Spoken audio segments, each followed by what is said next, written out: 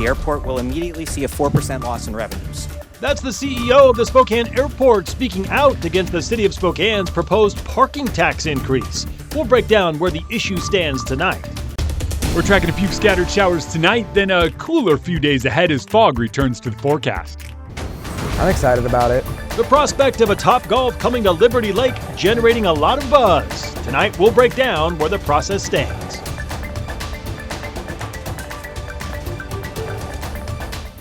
Good evening and thank you for joining us for the KREM 2 Night Report. I'm Mark Hanrahan. The Gonzaga Bulldogs took care of business tonight against Southern Utah, but tonight's game had a little extra meaning. Earlier today, we learned that head coach Mark Few's mother, Barbara Ann Few, passed away. In a social media post, the team says she will forever be remembered as the Gonzaga grandma who attended countless games with her husband Norman for more than 25 years. After tonight's game, Mark Few addressing his mother's legacy. Oh, she's unbelievable. Was the biggest Zag fan out there. I get a pregame call and a postgame call, and she was just an incredible example. I mean, her self-worth was based on serving others and just kind of being kind.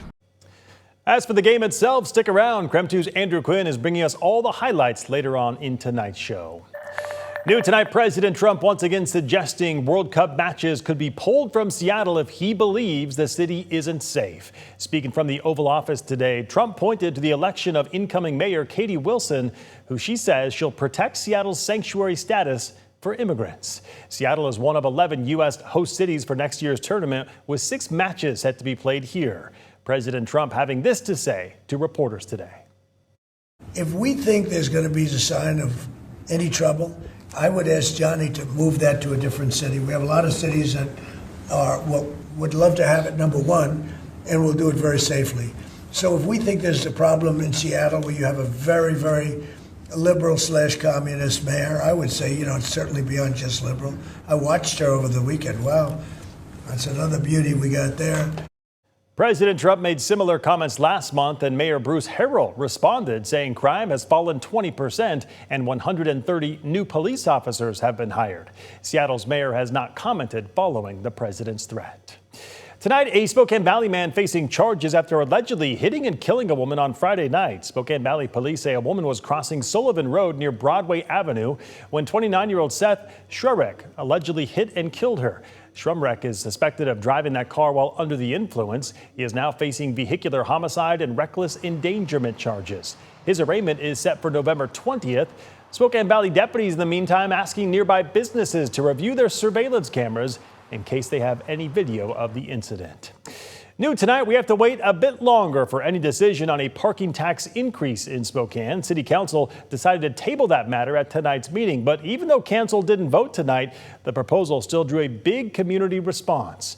KREM 2's Connor McAvoy was at that meeting and tells us more from the newsroom. Connor? Well, the proposed parking tax got rescheduled to vote on next week after Council President Betsy Wilkerson amended the tax to have it not go into effect until the start of April. This is if Council votes in favor of it. Still, that didn't stop dozens of community members from telling Council what they feel the tax would do for the city if approved. One I'm not in favor of the parking tax. after the other. I'm speaking tonight to urge you to vote yes on the parking tax ordinance. Spokane community voiced their thoughts to City Council on a proposed 12% parking tax increase on paid surface lots with a 6% increase for parking garages. The item moving to next week put the proposed tax as a first reading ordinance to be voted on at a later date. Despite this, responses on the proposal weren't in short supply. There are 27 folks signed up for that. City officials say the parking tax money would go towards transportation costs to improve maintenance and keep up with needed safety improvements. Their factors community member Lauren Pangborn argues needs the city's time and money sooner rather than later. Damage is increasing, revenues are flat, and the revenue doesn't go as far as it once did. The math just isn't mathing.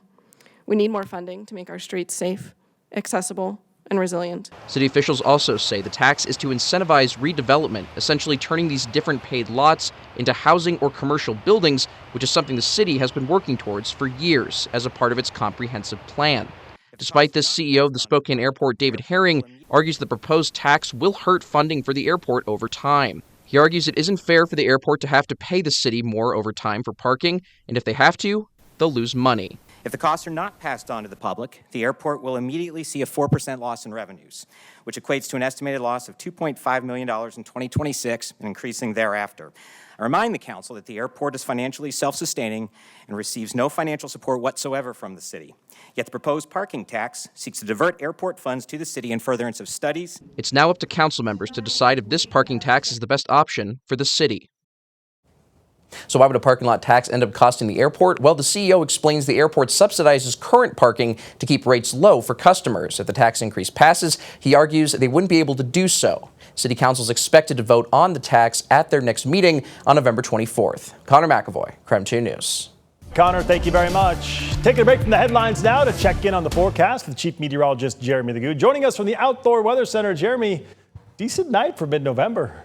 Decent night, a little bit of rain out here. Mark forgot the umbrella in the studio, but you know, we'll just make do. Let's talk it though, because Mark's right. Temperatures still sitting near 50 degrees. It is going to be a warm one, but we are likely going to hit our high temperature for the day tomorrow, right about at midnight. There's our band of moisture moving through and the showers coming down on top of me. It'll just continue in that manner overnight, but by tomorrow morning, most of that activity moves up into the mountains and we'll see additional clearing throughout the day.